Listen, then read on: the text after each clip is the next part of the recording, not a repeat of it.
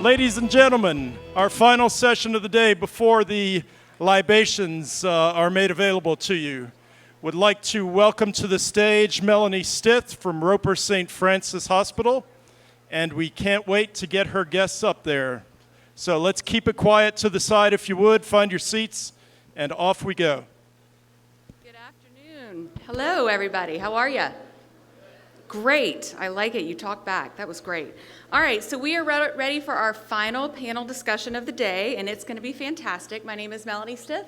I'm the Senior Vice President of People and Government Relations at Roper St. Francis Healthcare in Charleston, South Carolina. We have about 4 hospitals serving the Lowcountry, as well as about 6,000 teammates. So we believe in healing all people with compassion, faith, and excellence, and we're happy to support this event as South Carolina Bio board members and participants.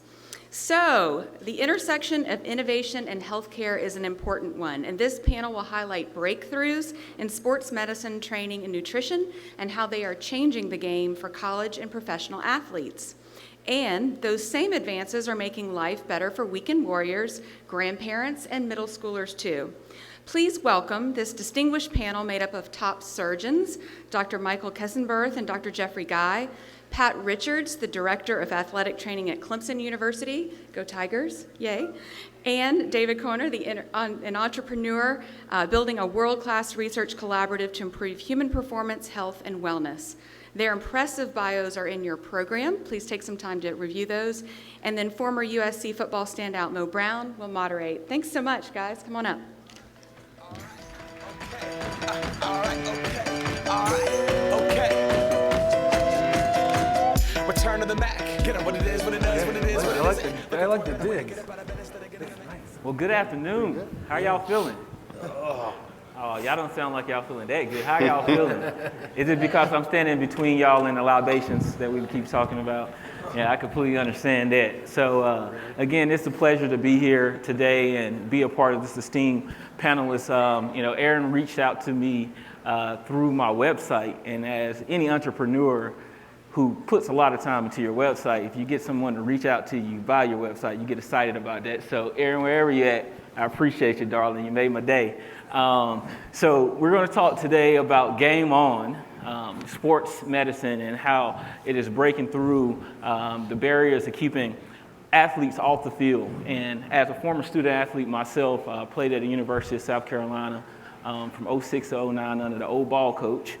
We had a saying, the best ability is availability. And so no matter how fast you run, how high you jump, what throw you can make or what catch you can catch, if you're not available, it goes to no good. So today we have Dr. Guy with me. And Dr. Guy, you know what's funny?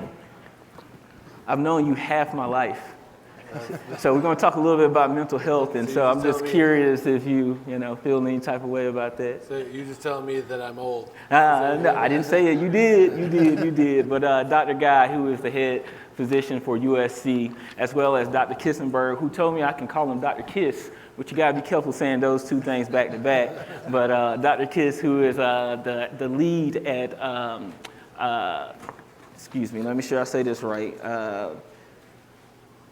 Steadman Hawkins, right, with Prisma, and he does a lot of work with shoulders and knees and elbows, and so say that quickly too. And then we have Pat with us, and he's the head athletic trainer for football at that other school in the upstate that will go unnamed. But I will say it because all was made right in the world this year in Clemson. So welcome to be here with us, Pat. And then we have David, who is with U.S. Sports Performance Center in Charlotte, South Carolina, as Dean Brews from Moore School of Business like to say, given the amount of Gamecocks that infiltrates the Charlotte region. So, Pat, glad to have you here. David, glad to have you here as well. So, thank you. Let's hop into this conversation.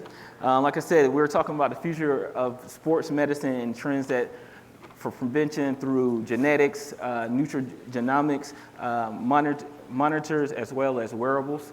However, injuries are bound to happen in the fast-paced, high-performance world of sports.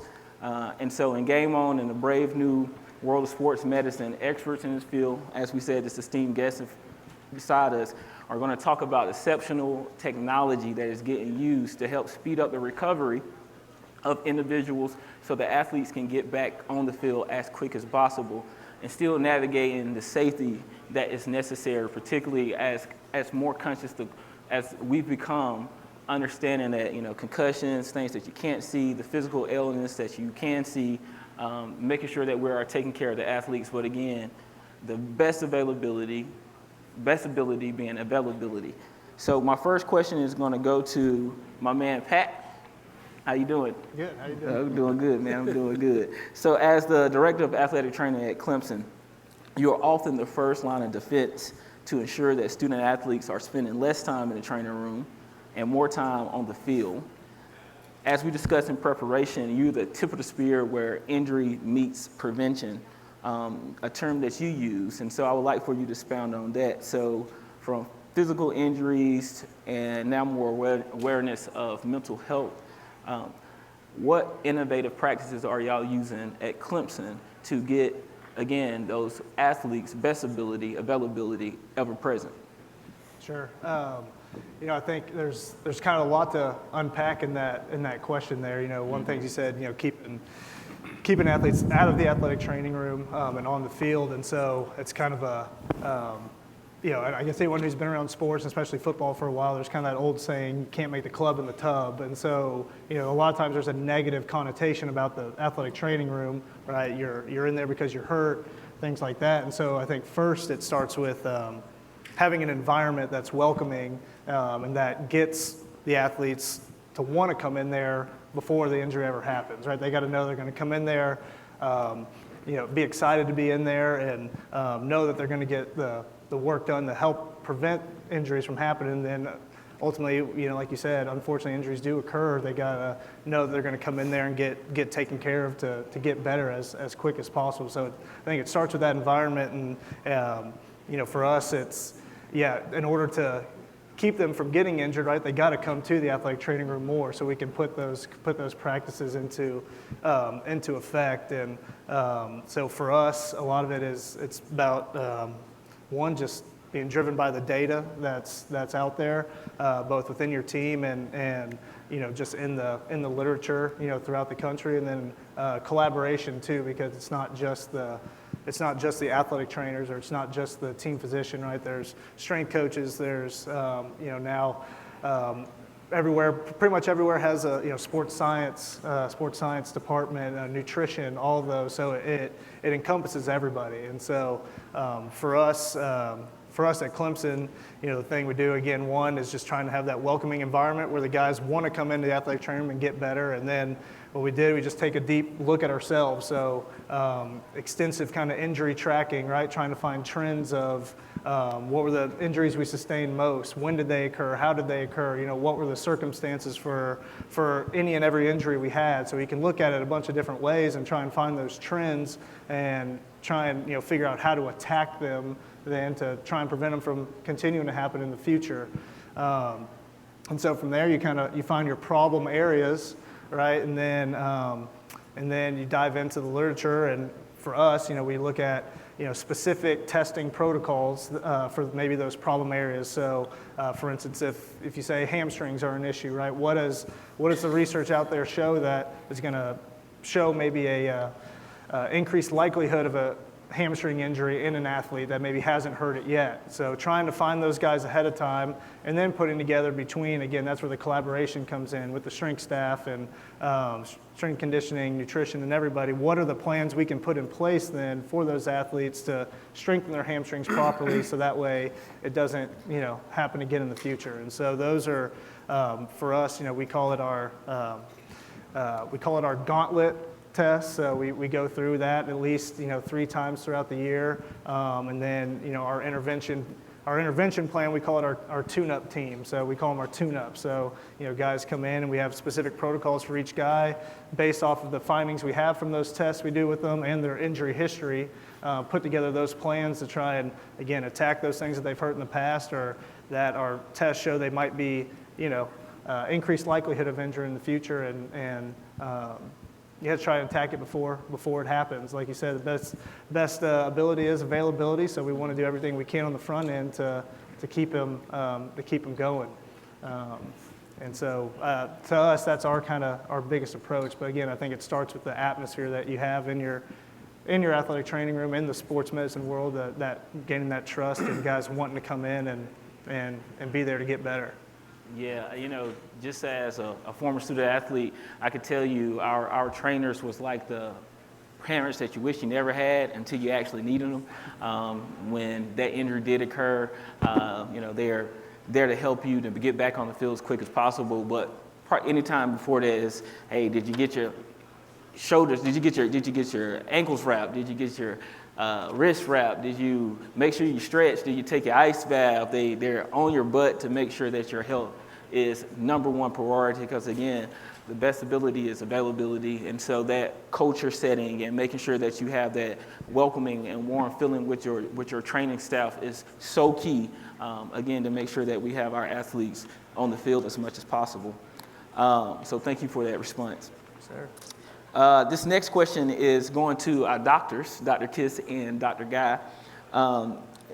We look at the future, as injuries are an inevitable part of any sports, regardless if it's contact or not, whether that's hyperextensions, whether that's you fall weird or you didn't warm up correctly and some injuries happen.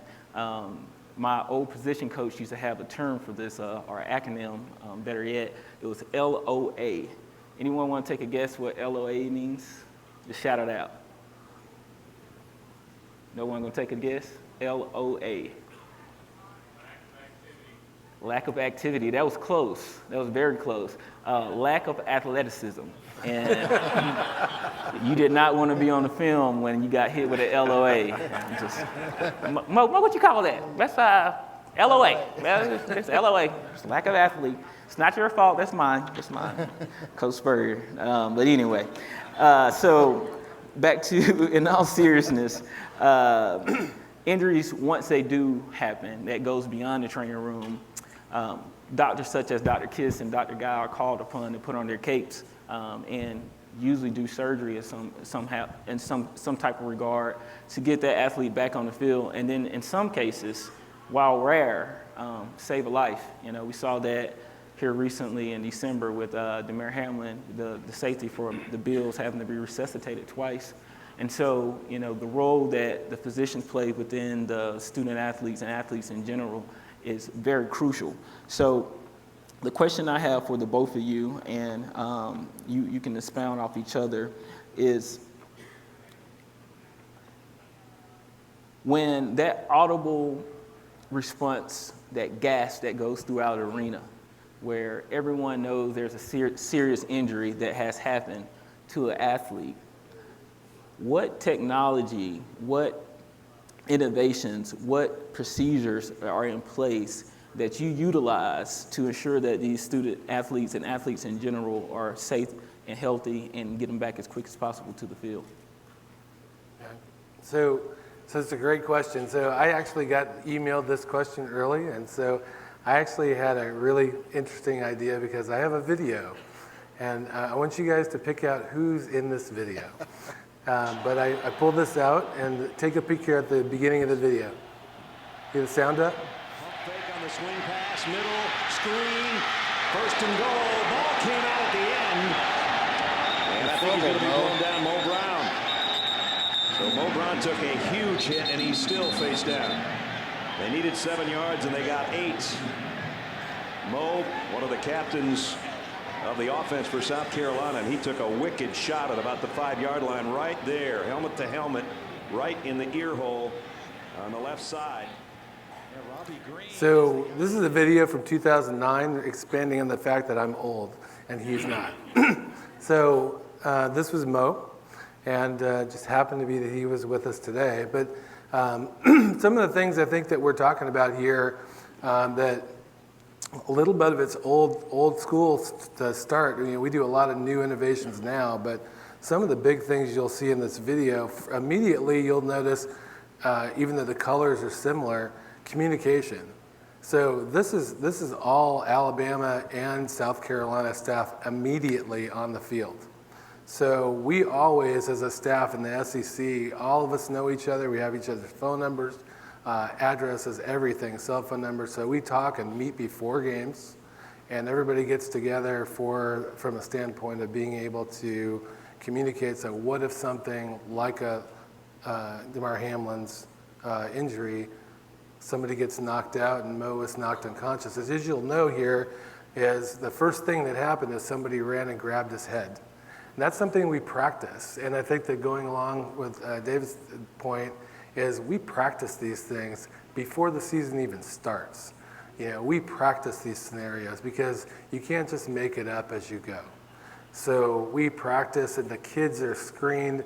The kids nowadays, compared to here, and Moe knows this, I mean, kids now get echocardiograms, EKGs, they get every test thrown at them, vitamin D, the nutritionists are after them, the strength coaches are after them. So a lot of what we have is prophylactic baselines.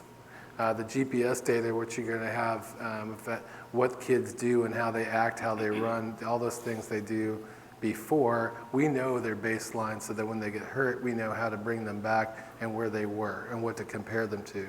So, but this is a great example of teamwork, and you'll see both staffs put him on the board, stabilized his head. Coach Spurrier came out and said, "When's he back?"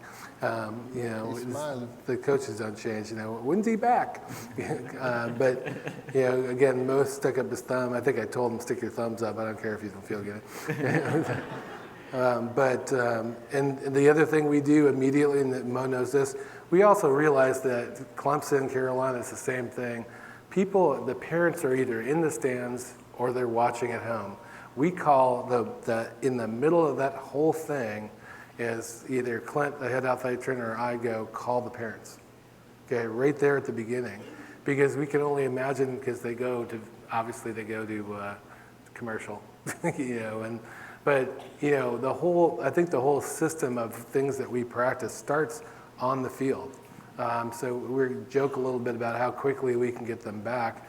But at a baseline, there's baseline concussion testing, and Mike can talk a little bit about some of the things that we do now compared to back then. But a lot of the system starts right then. You see in there Dr.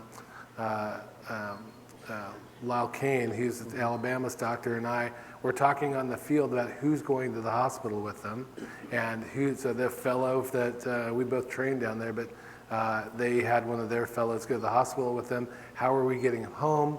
Is he going to be able to go home that night? All these things go in play. Call the parents, bring the parents to the stands, call the parents on the phone. All those things happen. So it's a very, and as they were saying earlier, this is a system. It's based on numerous people all working together and practicing and having a system to take care of the athletes and get them back safely as possible. So Mike, you chime in about concussions. Sure. That's just a great example, Moe. I'm sure you were, in the old days, 30 years ago when we played, we would just be back to play the next series. The innovation has really been amazing. That is a wonderful example of preparation and how to handle an athlete. That is we're training young surgeons to be on the sidelines and do this for the next generation. That part of preparation and teamwork is part of their education and training. That's the one thing that we don't want to see. That's what you fear more, is a player down. And whether it's neck or head or what we just saw recently in the NFL with cardiac issue, those things that scare us all. So as Dr. Guy said, being prepared for it and practicing is important. As relates to sports medicine, everything, I look at it as, prevention and wellness, nutrition and health. That is where you all are working, and that's where in the whole life sciences and everything we're doing, it's amazing how that has transformed over the last couple decades. So we're doing so much on that side. Clearly on the surgery side of it, we're doing some new technology and trying to figure out ways to get people, the goal is prevent them, get them well, and then return to play.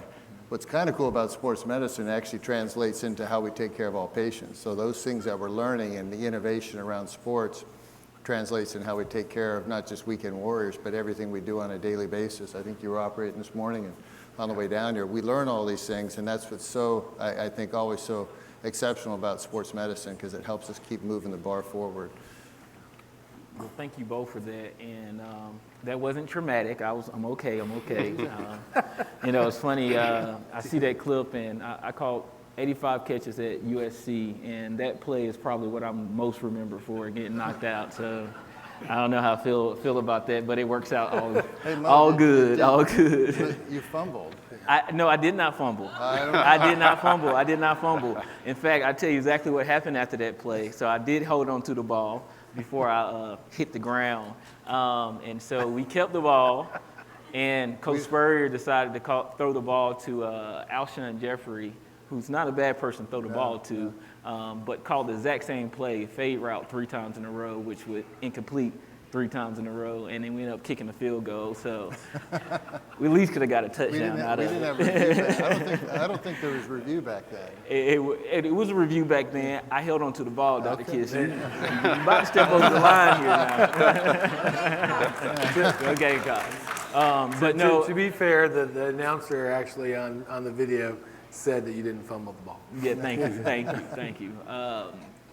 But in all seriousness, that is a great show of collaboration, and at the end of the day, it is a sport, and people's health is the most important thing. And like Dr. Guy said, the first thing happened is the parents in the crowd. They see that and they want to know what's going on with their child, and it's difficult to manage.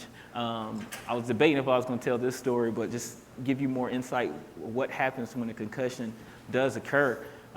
It didn't hurt.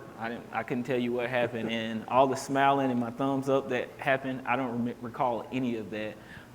In fact, when my conscious mind met consciousness, I guess, I was in the hospital, and the question that was getting asked, and I don't know if you was there, Dr. Guy, or not, I think Dr. Stacy was there, they was asking me who was the president. And at that time, that was 2009, and so that was Barack Obama was the president at that time. And the lights start turning on to me, and I hear myself saying, George Bush. I'm like, George Bush. And so I take a little pause, and I was like, I bet y'all think I'm crazy. Here I am, a young black man. We got a first black president, and I'm talking about George Bush is the president. I was like, I must got a concussion. That's literally the conversation that happened. So very grateful for the physicians who did put me in good care, and those are the times where it really does matter. So as we look at the society today, the ability to accumulate data that can be formed into insights that leads to better informed decision is present in pretty much every industry that we see today.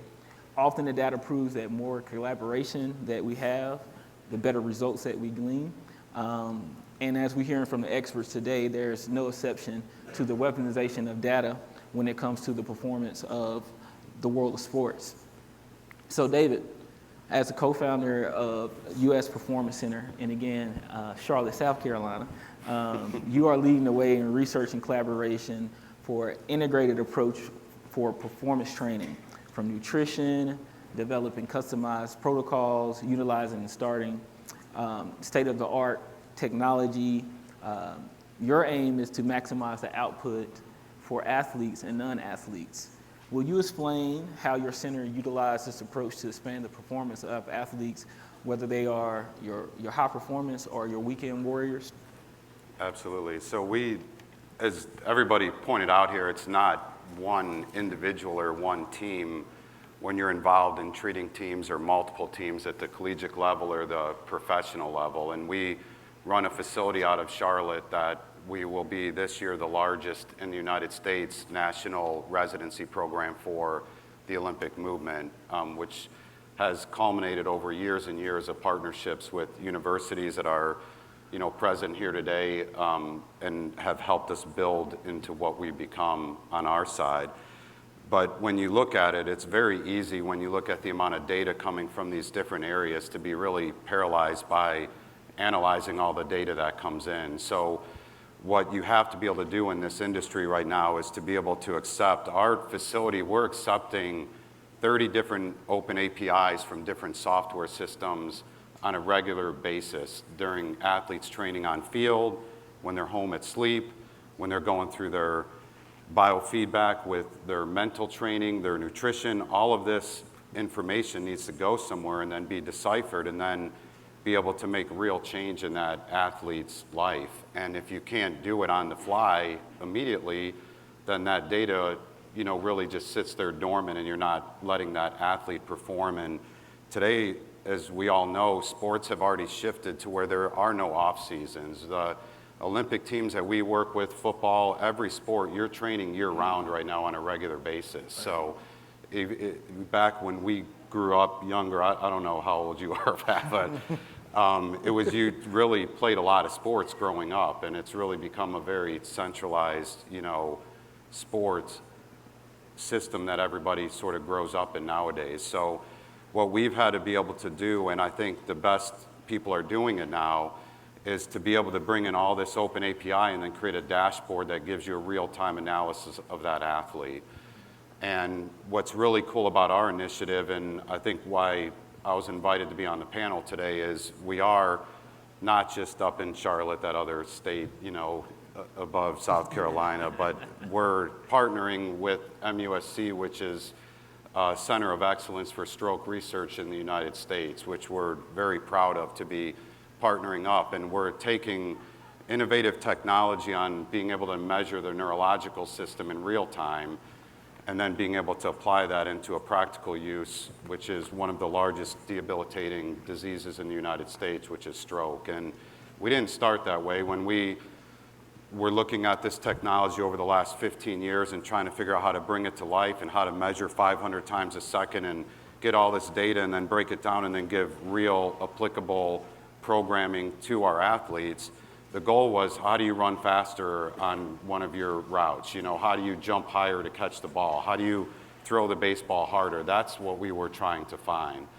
And I really believe the future in athletics and prevention of injury, outside of the great medical things that doctors are able to do, is the harnessing of the efficiency of the neurological system, which I think is the new frontier in sort of sports performance. It's what prevents injury. That's your first reaction to any stress you put on your body, is the muscular system, then connective tissue, then bone structure.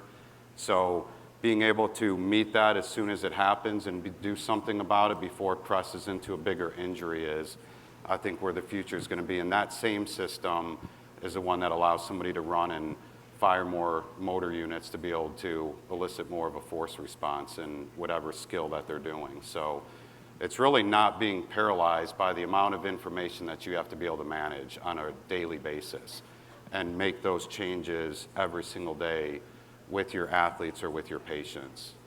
Yeah, that is amazing. Again, talking about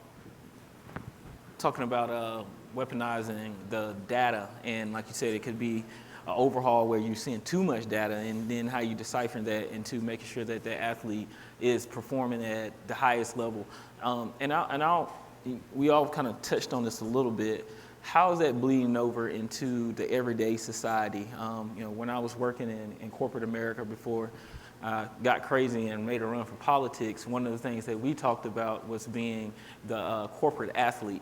And so how is the research that you are doing and the practices that y'all are performing every day bleeding over to the corporate side or the everyday society, looking for those insights? And I'll shoot that to anyone who wants to jump on that question.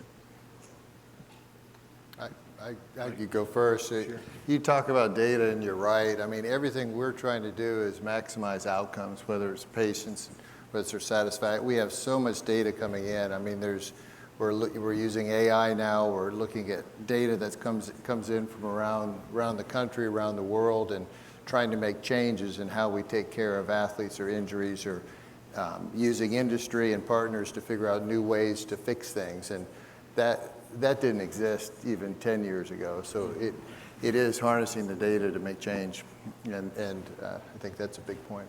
Yeah, I think that it's it's like natural evolution, right? Everything bleeds into normal society. I mean, I think part of it is trying to harness it, right? So, and Pat would agree with the football players and things like that.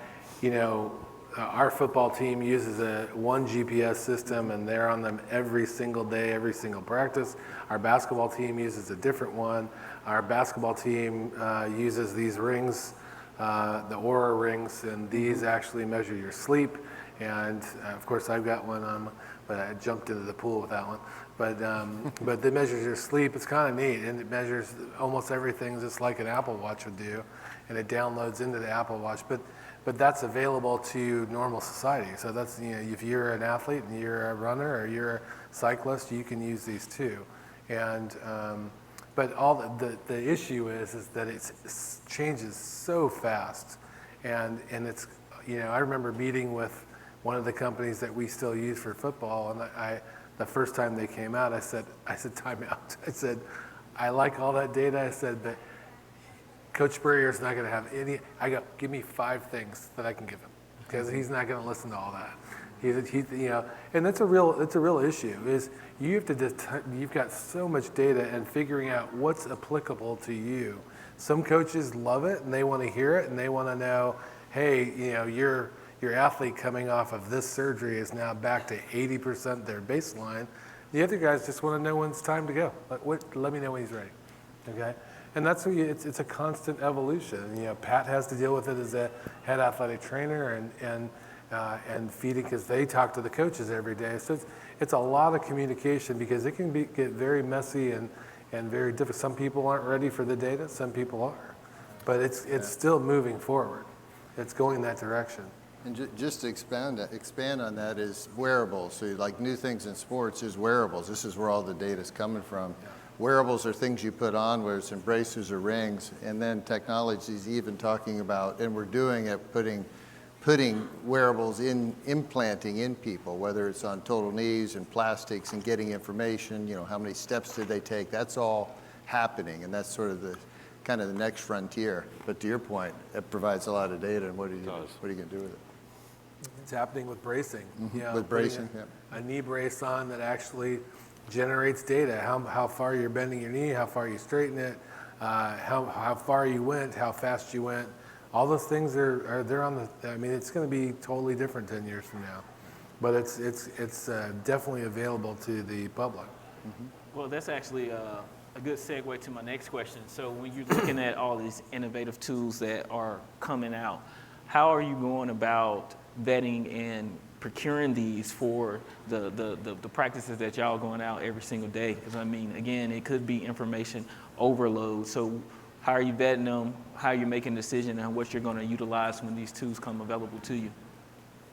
David, I think this is a good question. I can definitely jump into this, because we deal with this on a regular basis with our facility right now, where for any one of these systems that we talk about, there are so many options that you have. I mean, you can have the Oura Ring, you can have a Whoop band, there's a lot of different things. So when we sat down with our team of sports medicine and sports scientists to put together our program, we had to look at a multitude of sports. So when you look at USA Taekwondo, their needs are maybe a little bit different than, USA Rugby or another sport that we're dealing with. And then you have to be able to bring all that data back. But we did talk about up here earlier, the data that comes back, those companies are pushing off the data they think that everybody needs to hear, but then you have to decide, is that the right data I want, or does that have to go through further algorithms to be able to give me something that I can actually use? Because otherwise I don't have anything that I can use just from the data that's coming back. So what we've been able to do with our project is to be able to bring in all of the different technologies that exist and then plug them into our system and play with them and figure out what works and what doesn't work. And through that process, we've decided on what our foundational things are that we need to track. And what is pretty crazy, we're getting so advanced, but the advancement's really just allowing us to train athletes on a higher level that we know is the right way to train, but you're not able to do it because it would take too much manpower. So now this technology is allowing us to run, for instance, energy system development. There's proper ways to train depending on what kind of athlete you are, but if you can't monitor real-time recovery rates, heart rates, breathing control, workload during their activity, and be able to monitor it on a regular basis, it's very hard to customize and program for each individual athlete. So in the past, everybody just grouped all football players together or all swimmers together, and this is a training program that we do as a part of this program, but none of that was really individually based. And having the athletes, having the partnerships with as many universities as we do and we continue to press into more and more every day, it allows us to do the research that then proves that these are viable paths that we can follow, and now we can build it into a dashboard. And there's many great companies that'll build those dashboards for you, or like what we had to do is no one really could do what we needed them to do because of what we were looking to get out of the data and what answers we wanted. So then we had to just hire the best data analysis to come in and build our own network, and that's what we've had to do. So now we can real time see everything with every athlete, because if your neurological system is ran down, then you're susceptible for injury, and you don't know what's going on in an athlete's life. It may be in their personal life on the mental health side, it may be they're not eating correctly, it may be that they have to drop 10 pounds before, we talked about your new boxing career that you're in right now, but like Taekwondo, they deal with that every day of trying to cut weight, and that's just something that is an everyday issue that you have to be able to see everything. And if you can monitor that, as everybody said, and then look at past trends and say, this is what happens when he goes into this state, and these are things that we can do to help bring him up to a higher level. Those are the things that we're doing. That's fantastic. Anyone had any additional input? Yeah, I think that from Mike and I, probably the innovative things also from surgery, we deal with injuries, and Pat's on this level too, of how to get people back faster. Right. And so now you're talking about things like stem cells, and this is always the hot topics on the street of stem cells and platelet-rich plasma, and dealing with, we use hyperbaric oxygen now at our hospital to try to get the swelling out of your ankle after bad ankle sprains. But all these different things are out there too, and so there's a lot of push to help. We're really good at training people and getting their muscles really big, but they're like little locomotives. We're seeing people like Jadeveon Clowney. He's 6'7", and he runs a 4.4 40, and it's a train running down the track, right? So the injuries we see now are much bigger. I think that you brought up earlier, Dave brought up, is our biggest nemesis is overuse. We've got kids. I had a kid in my office the other day who's a 15-year-old cheerleader who has stress fractures everywhere in her hand, and her mom says, well, do you think it's because we also put her on 2 teams now, and she has a tumbling coach? And I said, bad, but this is what we fight, because they are all the way around. I mean, when I played, baseball when I was in college, and when I was a little kid, about 80 pounds ago. But you couldn't play baseball all year round. There was Little League, and then there was your school, and that was it. And then there's the free play thing. Hey, I'm going to go play at my friend's house today. Doesn't exist, And so, and I'm going to play football during football season, baseball during baseball season, and rotating sports doesn't happen, or at least happens a lot less now. But basketball, volleyball, all these sports are all year round now.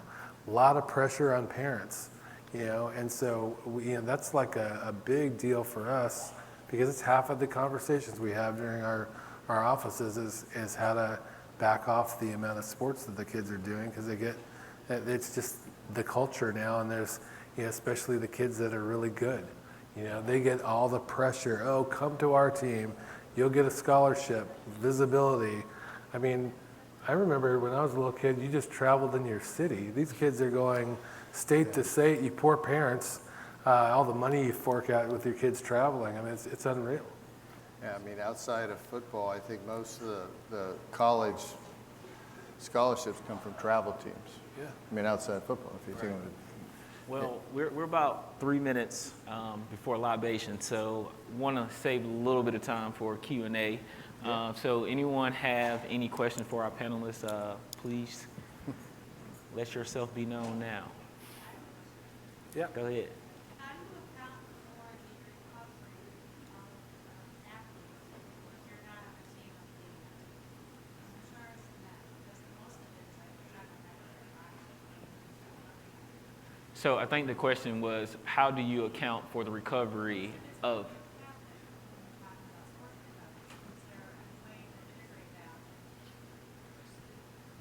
So make sure I got a question correct. how do you deal with recovery for non-athletes when they don't have the support system that, student athletes have with a team that we have up here? Most of it is more of it's a non-insured homeopathic, like hyperbaric oxygen. There's 13 modalities that can cover. Right. You're talking about how it helps your ankles. For sure. How do you incorporate that? Yeah. That's a big problem in healthcare. That's the gap. We've always tried to harness, therapy, which is expensive. So everything's expensive. And then if you have some wellness side of it, right, insurance doesn't pay for it and there's a cost. But that's still a gap in healthcare outside of all the resources that are available at big universities. So it's still a gap. Yeah, I think that, good. I'm saying, I think too, just on the overall recovery, whether you run every day or whatever it is, I think what always gets overlooked with all the, in college athletics, it's kind of an arms race, right? Who's going to have the biggest technology or who's going to have the biggest room or the newest machine? But at the end of the day, I think, the cheapest and most legal forms of recovery is great sleep and great nutrition. Yeah. So I think that gets, even in our world, it's easy to get overlooked because there's so much of these new technologies and things out there, and so I think there's plenty of resources out there for both of those areas that anyone and everyone can use. And again, cheapest and most legal ways to get some great recovery for your body. And I think modifying your activity as well, because I think that the overuse runs into the general public as well. The cross-country world loves to run 6 days a week and then take a break on Sunday. And I tell them, I go, listen, there's a big difference between you running 6 days, 1 day off, and another 6 days. That's 12 out of 13 days you're running. And they go, oh, but you could take the same ratio and go 3 days on, 1 off, and 3 days on. Totally different situation in terms of the impact your legs see.